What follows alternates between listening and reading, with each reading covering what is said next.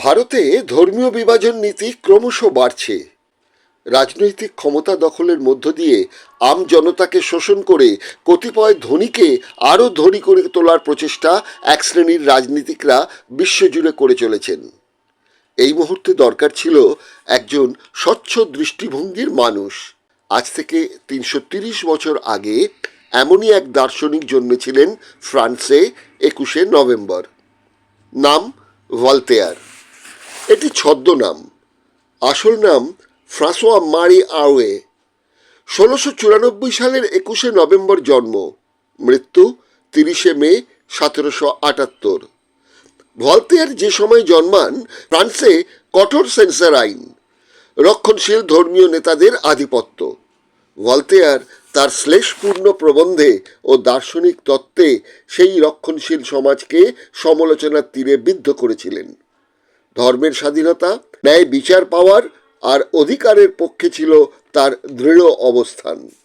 ভলতেয়ারের জন্ম প্যারিসে। বাবা ফ্রাঁসোয়া আরুয়ে ছিলেন সরকারি আইনি পরিষদের কর্মী। মা ম্যারি মার্গারিট দোমা ছিলেন এক সম্ভ্রান্ত পরিবারের কর্ত্রী। ৫ সন্তানের ছোট ছিলেন ভলতেয়ার। ছোটবেলায় জেসুইট পাদ্রীদের কাছে হাতেখড়ি। এখানেই ল্যাটিন ও গ্রিক ভাষা শেখা, পরে ইটালীয়, স্পেনীয় ও ইংরেজি শিক্ষা। আজকাল আইনি ব্যাখ্যা দিতে গিয়ে অনেকেই বলেন ১০ জন অপরাধী প্রমাণের অভাবে ছাড়া পেলেও একজন নিরপরাধ ব্যক্তি যেন সাজা না পায়। এই উক্তি ছিল ভলতেয়ারেরই। মত প্রকাশের যে স্বাধীনতার কথা আমরা বলি, রাষ্ট্রকে ধর্ম থেকে পৃথকীকরণের যে কথা আমরা বলি, নাগরিক অধিকারের যে কথা আমরা বলি, ১৮ শতকে সেটাই বলেছিলেন ভলতেয়ার।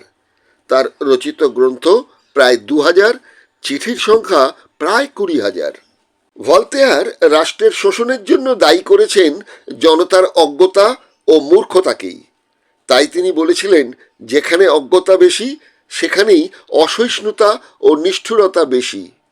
তার এই রাষ্ট্রবিরুদ্ধ মন্তব্যে তাকে কারাগারে যেতে হয়। ২ বছর পর ফেরেন প্যারিসে। এবার ব্যঙ্গাত্মক কবিতা লেখায় রাষ্ট্র সমালোচনার দায়ে আরও ১ বছরের কারাবাস। এই সময় তিনি রচনা করেন কারাগারে বসে মহাকাব্য হেনরিয়েত্রে, যা পরবর্তী সময় তাকে অনেক খ্যাতি এনে দেয়।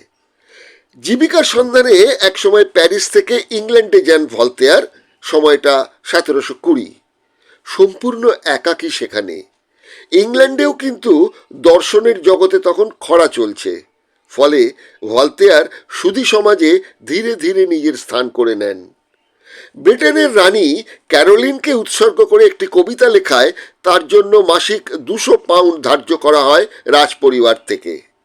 একদিকে সাম্রাজ্যবাদী ধর্মীয় রক্ষণশীলতার বিরুদ্ধে বিদ্রোপাত্মক রচনা, অন্যদিকে ব্রিটিশ রানীর উদ্দেশ্যে স্তাবকতায় লোকে ভলতেয়ারকে সুবিধাবাদীও বলে থাকেন। অস্তিত্ব রক্ষার শর্তে ভলতেয়ার ইংল্যান্ডে এসে তার ফরাসি ফ্রাঁসোয়া নামটি ফ্রান্সিস করে দেন। ভলতেয়ারের বিখ্যাত ট্র্যাজেডি নাটক ওয়াদিপাস ১৭১২-তে নাটকটি প্রথম মঞ্চস্থ হয়। ১৭৩৩-এ letters on the English nation নামে তিনি কয়েকটি প্রবন্ধে ফরাসি রাজতন্ত্রের চেয়ে ইংল্যান্ডের রাজতন্ত্র অনেক উন্নত বলে একটি প্রমাণ করার চেষ্টা করেন। ফলে ফরাসি রাজতন্ত্রের কর্তাদের বিষ নজরে পড়ে যান। ইংল্যান্ডে প্যারিসে ফেরার পর বেশি দিন আর তার প্যারিসে থাকা হয়নি। রাজতন্ত্রের রোষানলে পড়ে তিনি প্যারিস থেকে বেশ কিছুটা দূরে লোয়েইন অঞ্চলে বাস করতে থাকেন। এই সময় এক বিবাহিতা নারী এমিলে দু সাতেলেতের সঙ্গে তিনি পরকীয়ায় মাতেন। এমিলে ছিলেন গণিতবিদ। তিনি নিউটনের প্রিন্সিপিয়া ম্যাথমেটিকার অনুবাদ করে আলোচনা করতেন বিজ্ঞদের সঙ্গে। জীবনের অঙ্ক ভলতেয়ারকে তিনিই বুঝিয়েছিলেন। এমনকি ভলতেয়ারের এলিমেন্টস অফ নিউটনস ফিলোসফি গ্রন্থের সহলেখকও ছিলেন এই এমিলে। ফ্রান্সের স্বৈরাচারী রাজা ষোড়শ লুইয়ের দুঃশাসনে কঠোর সেন্সর আইন উপেক্ষা করে তার বিরুদ্ধ মত তিনি প্রচার করেছিলেন, যা দুঃসাহসিক। ভলতেয়ার এই জন্যই চিরদিন খ্যাত হয়ে থাকবেন। 83 বছর বয়স পর্যন্ত তিনি বেঁচে ছিলেন। লেখালেখি করতে দিনে তার 50 থেকে 60 কাপ কফি লাগত। ভলতেয়ার এই ছদ্মনামটি গ্রহণের পেছনে ছিল তার পিতার প্রতি ঘৃণা। তিনি লেখালেখি, দর্শন ইত্যাদি নিয়ে থাকতে ভালোবাসতেন। বাবা জোর করে তাকে আইনি পেশায় যুক্ত করতে বাধ্য করতেন। সেই কারণে পৈতৃক নাম ছেড়ে 1718 নাগাদ প্রথম নাটকটি রচনার পর ভলতেয়ার নামটি তিনি গ্রহণ করেন। ভলতেয়ার ফ্রেঞ্চ অর্থ স্বেচ্ছাসেবক। ফ্রান্সে তখন লটারির প্রচলন সবে শুরু হয়েছে। 1729 সালে গণিতবিদ চার্লস ম্যারি দে লা ক্যান্ডামিন সহ কয়েকজনের সঙ্গে তিনি সিন্ডিকেট করে বেশ কয়েকটি লটারির টিকিট কেটে বিশাল অঙ্কের অর্থ জিতে নেন। ভলতেয়ারকে শ্রদ্ধা জানিয়ে এই পর্ব শেষ করছি। তাকে শ্রদ্ধা জানাই তার কিছু উক্তিকে মনে করে। বলতে পারেন গঙ্গা জলই গঙ্গা পুজো। চলুন দেখে নেওয়া যাক ভলতেয়ারের কয়েকটি উক্তি।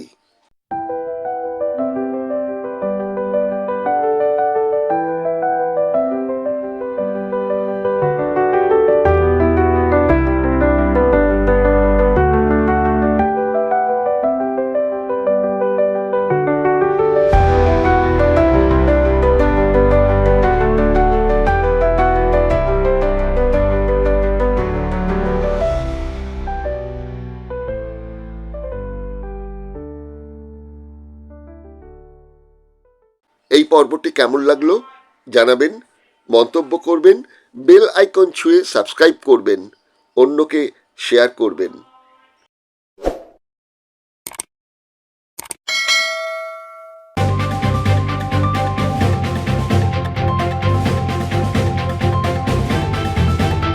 রংহীন সংবাদ আর অজানা তথ্যের জন্য দেখুন দিগদর্শন, 10-এর পাশে, দেশের সাথে।